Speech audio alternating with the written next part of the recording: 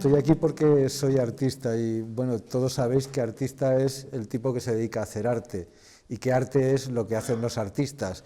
Y acotar más el territorio donde nos movemos sería complicar y dejar de lado a cierta gente que son realmente artistas, ¿no?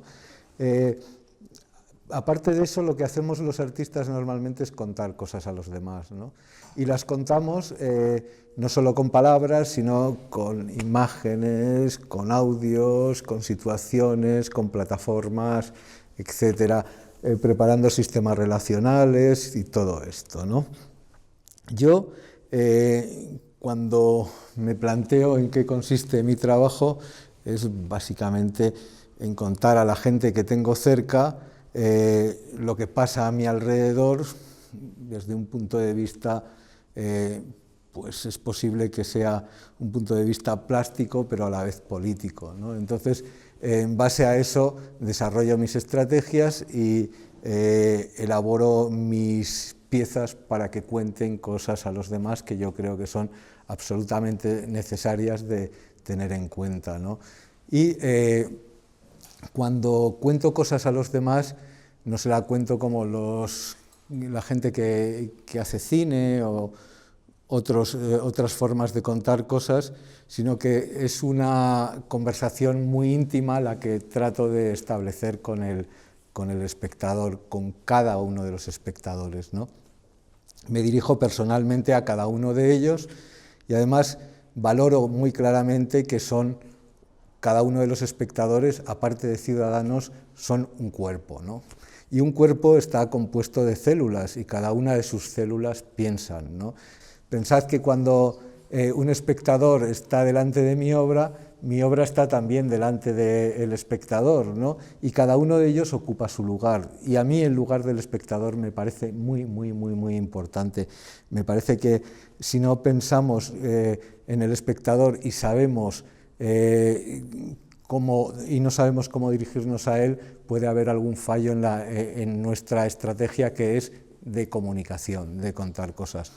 Luego también deciros que al principio pensaba que esto de ser artista pues era una vida razonable, cómoda, amable, un poco de baguete, un gusto y todo esto, pero desde hace años mi vida se ha complicado y vamos a toda velocidad de un sitio a otro continuamente, y eso es un ritmo que solo se puede aguantar cuando tienes una buena estructura de estudio, cuando tienes gente en el estudio que hace las cosas mucho mejor que tú, ¿no? Y esto aclara que una de las funciones actuales del artista es tener ideas y gestionarlas, ¿no? Pensad que el papel del artista ha cambiado, hace tiempo que está cambiando, pero también ha cambiado el papel de todos los demás elementos que intervienen en esto que hacemos, porque desengañados, no trabajamos solo los artistas en esto, también trabajamos los artistas, trabajan los coordinadores, los directores de museo, los coleccionistas que pagan nuestras investigaciones y sin ellos no se podría hacer, y toda la gente que trabaja en la industria cultural, incluso me atrevería a decir también en el mercado del arte. Y si hay alguno de estos elementos que no funcionan, las cosas no van a salir, no van a funcionar bien, porque uno no puede hacer el trabajo de todos, y además este trabajo que hacemos, contar cosas a los demás, es un trabajo absolutamente en equipo, ¿no?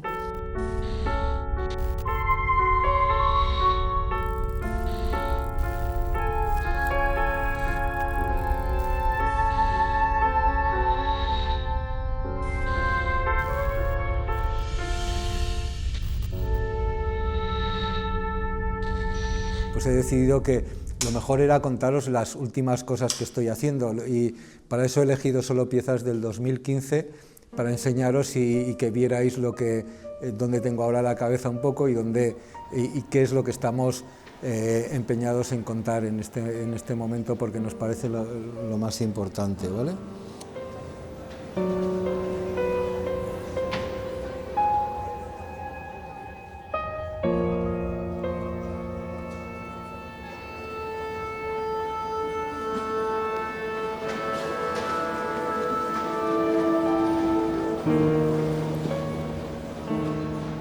La primera pieza que os quería enseñar es Dónde dormir 5.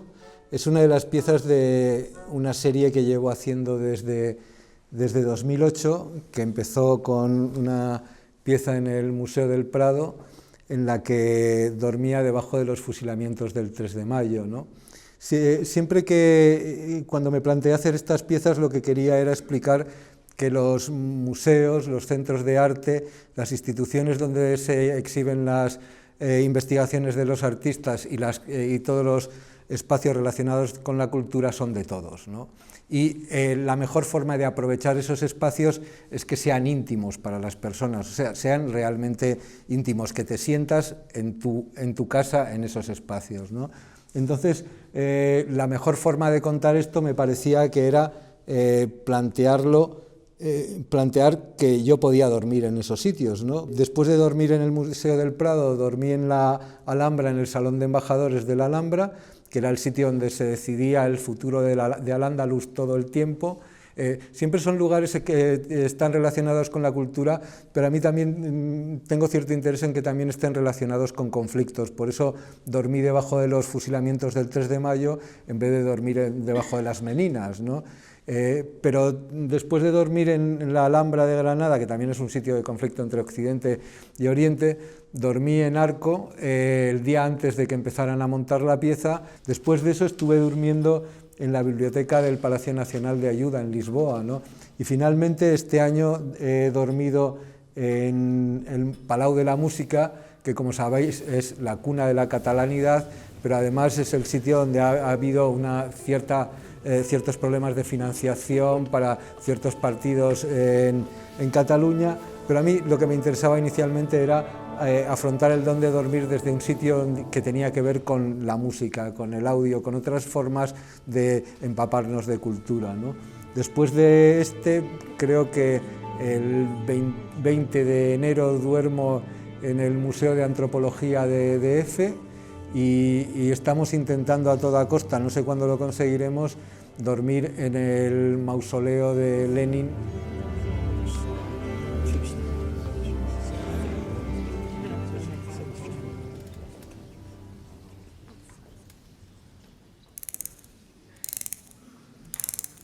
Después de esto quería enseñaros otra pieza que se llama Plaga. En la Fundación Miró de Barcelona lo que hice fue una plaga de cucarachas, ¿no? Eran cucarachas que salían de las invitaciones que llegan a casa de otros artistas. Y entonces decidí que esas invitaciones podían servir para contar que estamos rodeados de una plaga de imágenes, y una plaga de imágenes muy, muy, muy relacionada con la cultura. Y el estar relacionado con este tipo de imágenes y con la cultura nos hace generar espacios de diálogo en los que hablamos de cosas que nos interesan mucho más que otro tipo de cosas. Hay otro tipo de conversación que puede producir nuevas posibilidades, ¿no? Pero en la Galería Max Estrella también presenté otra plaga en septiembre de este año, y en este caso la plaga era de moscas, ¿no? Porque parece ser que a la gente no le caen muy bien las cucarachas, ¿no? De eso me di cuenta después de hacerlas. Pensaba que todo iba a funcionar perfectamente y resulta que a la gente le daba como un poco de asquillo las cucarachas. A mí me parecen unos animales magníficos, ¿no?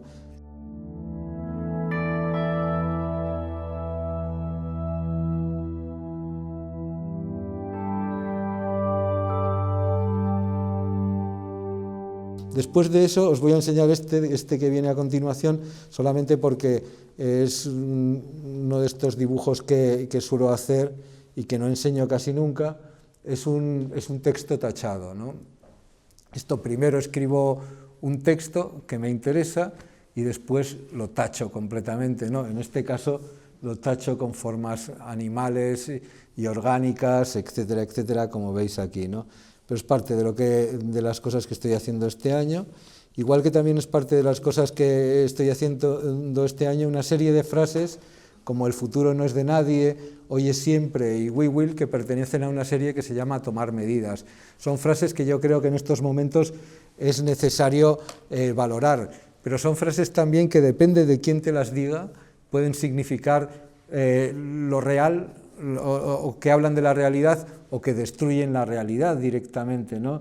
Es evidente que una de las frases, por ejemplo, como hoy es siempre, depende de si te lo dice si se lo dice el gerente de una empresa a sus empleados, un político a sus votantes o un poeta a su novia, significará cosas completamente diferentes, ¿no?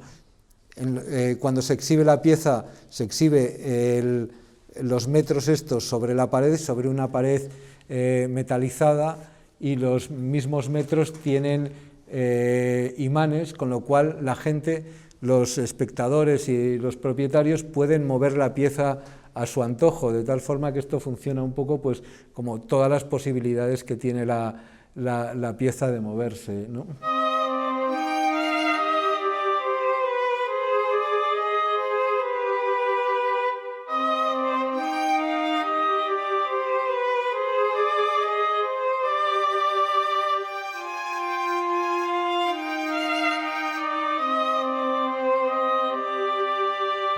Devastate surgió a partir de una frase que leí en un libro que hablaba sobre cómo definía el Estado fascista que llegó después de la legalidad de la República a este país, a ciertas zonas de Extremadura, que las llamaba directamente áreas devastadas. Arrasaron varias comarcas en Extremadura, que fue por allí por donde empezaron, y iban sin ningún pudor y se cargaron a muchísima gente.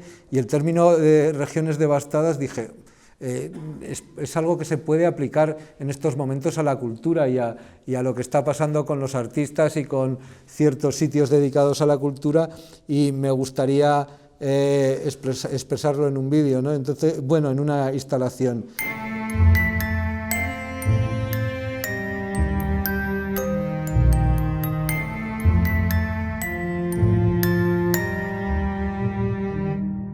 Luego otra pieza que os quería enseñar es Suelo pegajoso, ¿no? Resulta que Apollinaire dijo en 1906 o algo así de Duchamp, dice, tú lo que estás haciendo es reconciliar arte y pueblo, ¿no? Y entonces lo que hicimos es, la pieza se llama Reconciliar arte y pueblo, pero de subtítulo es Suelo pegajoso. Lo que me pareció es que la mejor forma de reconciliar arte y pueblo es casi obligar a las personas a que permanezcan un cierto espacio de tiempo en el museo, y por eso hicimos una sustancia pegajosa que estaba en el suelo en una de las habitaciones del museo, y que cuando pasaban los espectadores se quedaban literalmente atrapados en esa sustancia. Bueno, atrapados como te quedas atrapado en una fiesta de estas a altas horas de la madrugada en que la gente ha tirado Coca-Cola al suelo, etcétera, y algo muy parecido a eso, porque al final estuvimos pensando en muchos líquidos que pudieran atrapar, y el que mejor atrapaba era la Coca-Cola, con 20 cucharadas de azúcar más cada uno de los litros de Coca-Cola, ¿no?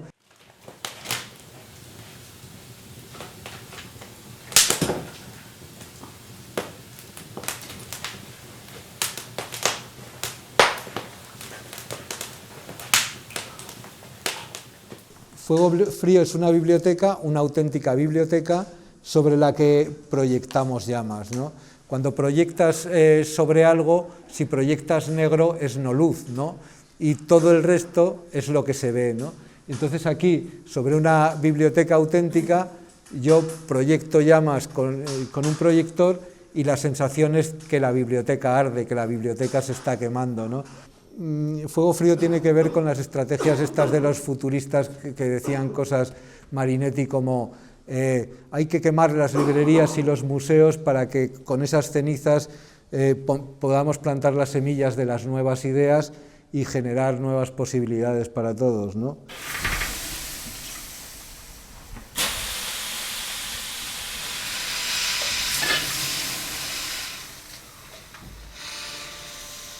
Una corriente de aire es el signo más claro de que lo que necesitamos en este momento es una corriente potente de aire que lo vuele todo. Y para representar eso, lo que hice fue ir a la Biblioteca Nacional y en la sala de lectura de la Biblioteca Nacional grabar este vídeo que vais a ver.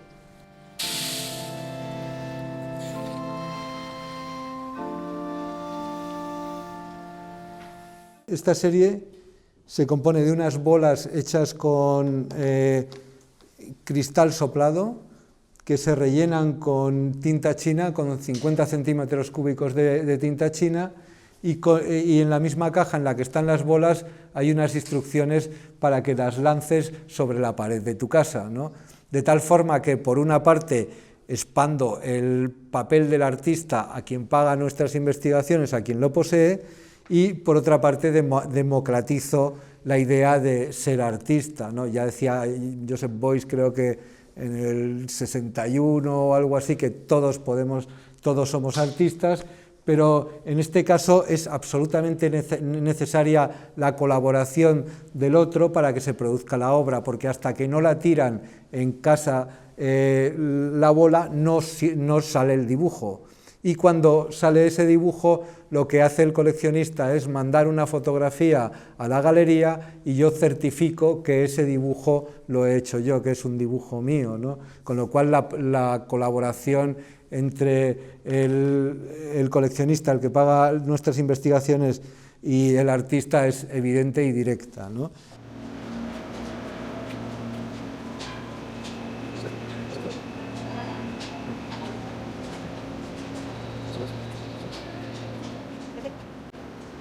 Voladura controlada os la quería contar porque en un museo de Monterrey, en México, me propusieron la posibilidad de hacer una pieza nueva y yo pensé que lo que quería era ampliar el área de exposición de ese museo, ¿no?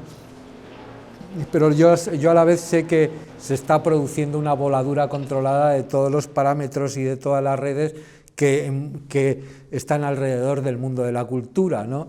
Y que eso es peligroso para los artistas y para todos los que componen este entramado, ¿no? Entonces, si están haciendo una voladura real de esto, ya que lo están haciendo, ¿por qué no hacemos una voladura controlada que por lo menos a lo mejor podemos salvar algunas cosas, ¿no?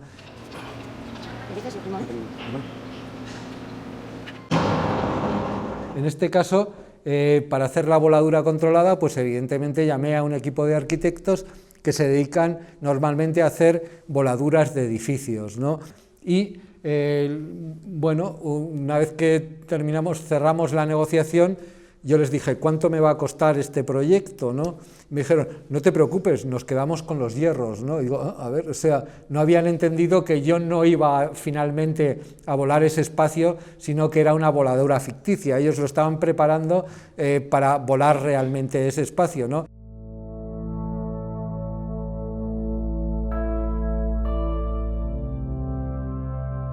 Esta es una pieza de exterior. Yo pensaba que, vamos, Alberto es mi galerista de Max Estrella, cuando le dije, oye, ¿por qué no hacemos esta pieza? Dice, bueno, Eugenio, o sea, es evidente que lo que me quieres es ponérmelo difícil para que sea imposible vender esta pieza, pero luego al final es un experto en vender piezas invendibles y esta la ha conseguido vender, en este caso a la colección BIT de Arco, al premio de arco electrónico, y básicamente, como veis, es una pieza que se instala en el jardín, en el exterior, y en el que la hierba respira, y respira al mismo ritmo que los humanos, ¿no?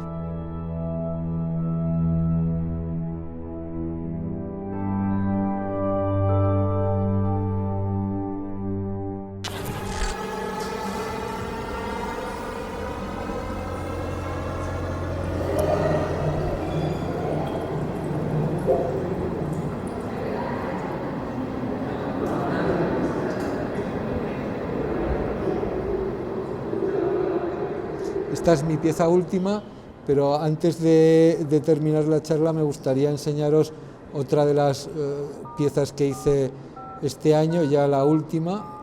La pieza se llama Cada palabra es como una innecesaria mancha en el silencio y en la nada, y la presenté en Matadero, en la sala Abierto por Obras, y consiste en un muelle, en un pantalán que rodea un lago que creé con caucho, y al ser el caucho negro, no estar iluminado y tener agua encima, se convertía en un espejo, ¿no? un espejo que reflejaba toda la sala. Cuando me dieron este espacio me dijeron, bueno, puedes hacer lo que quieras aquí, pero eran 900 metros y tenían 36 columnas. Es un espacio realmente complejo, ¿no? Y entonces decidí que o asumía que lo que contaba era lo que sucedía en ese espacio, o no habría ninguna posibilidad para mí de poder contar algo contra ese espacio, ¿no? Pensad que lo que estáis viendo aquí es un espacio que estuvo durante mucho tiempo dedicado a matadero, que era además la cámara frigorífica donde se almacenaban los cadáveres que luego nos comíamos todos los madrileños. Pero hubo tiempos de este espacio que fue un espacio fáctico. Por ejemplo, durante la Guerra Civil era muy complicado saber lo que pasaba allí, porque de eso dependía el que los madrileños sobrevivieran más o menos al asedio fascista al que estaban sometidos, ¿no? Pero después, en los años 80, dejó de ser matadero, dejó de ser el sitio donde se guardaban todos esos cadáveres y se convirtió en una nave que había como 100 o 120 personas viviendo allí, gente de las que vivían por la calle y todo esto. Y a principios de los 90, de repente todo esto se prendió fuego una noche y todos tuvieron que salir de allí corriendo, ¿no? Pero 4 años después, el Ayuntamiento de Madrid, en una ceremonia, supongo que de expiación, decidió dedicar ese espacio a la cultura, ¿no?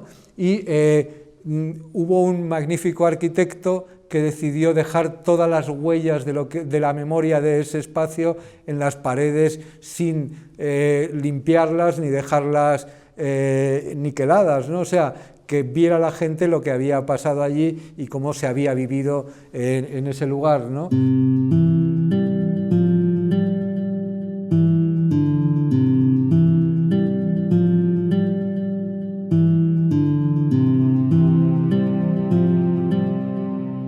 Al final, lo único que importa de los artistas es el punto de vista desde el cual ven las cosas, desde el cual ven lo mismo que las demás personas, y ese punto de vista no te lo puedes inventar, te lo tienes que currar a lo largo de tu vida viviendo para tener ese punto de vista. Si valoramos que los artistas lo que nos están contando es su punto de vista sobre las cosas que pasan cerca de ellos y se las cuentan a la gente que están a su alrededor, porque ya los artistas no contamos las cosas para dentro de 200 años o para la gente que estará en el futuro, no sabemos ni siquiera si va a haber gente en el futuro, ¿no? Entonces, nuestras maniobras tienen que ver con contar cosas a la gente que tenemos a nuestro alrededor y cosas cercanas que nosotros creemos que son imprescindibles de conocer en este momento. Y ese es nuestro trabajo y a eso nos dedicamos.